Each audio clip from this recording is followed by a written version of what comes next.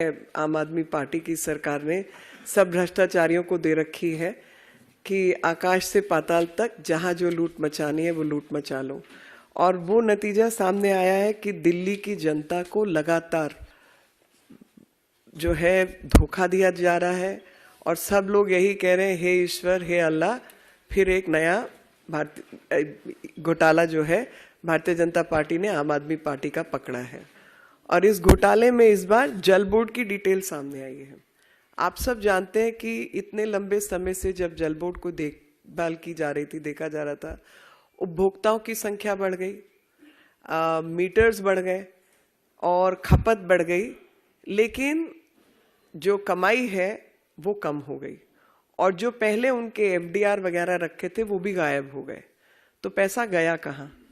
तो इस तरीके की तमाम चीज़ें हैं। मैं कुछ चीज़ें आपके सामने प्रस्तुत करना चाहती हूँ। सबसे पहले तो आप सबको याद होगा कि शीला दीक्षित जी की जब सरकार थी तो ये टैंकर माफिया बताकर ही सरकार में आए थे और हम सबको याद है वो टैंकर माफिया, और वो टैंकर माफिया आज भी काम कर रहा है, क्योंकि हर गली में जहाँ पर इन्होंने पानी की पाइप नहीं बिछाई है वहाँ पर टैंकर 10,000 रुपया लेता है गली से, टैंकर से पानी लाने का।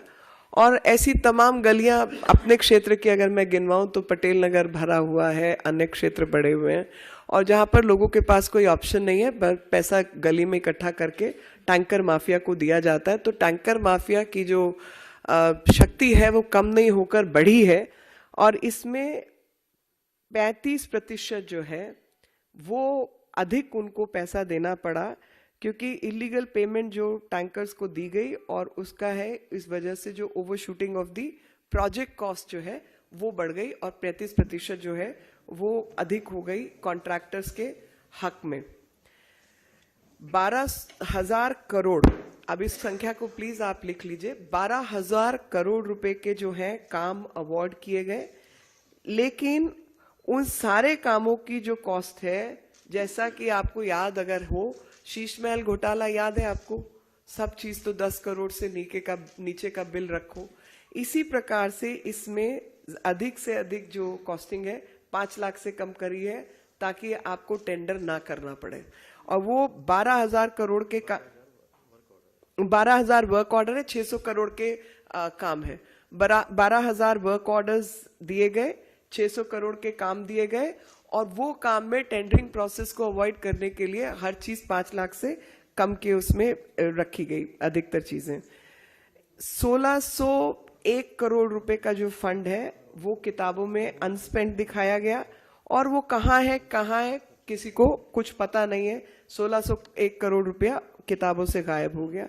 135 करोड़ रुपए जो है वो कहीं पर रिफ्लेक्ट ही नहीं कर रहे, कहीं पर पता नहीं चल रहा, जो टर्म डिपॉजिट होता है। इसी तरीके से 1,167 करोड़ रुपया जो है वो फाइनेंशियल स्टेटमेंट डीजेबी का और जो कंसिलिएशन स्टेटमेंट बैंक्स का है, उनके बीच में जो अंतर है वो 1,167 करोड़ रुपए का है। सोचिए, 1,167 करोड़।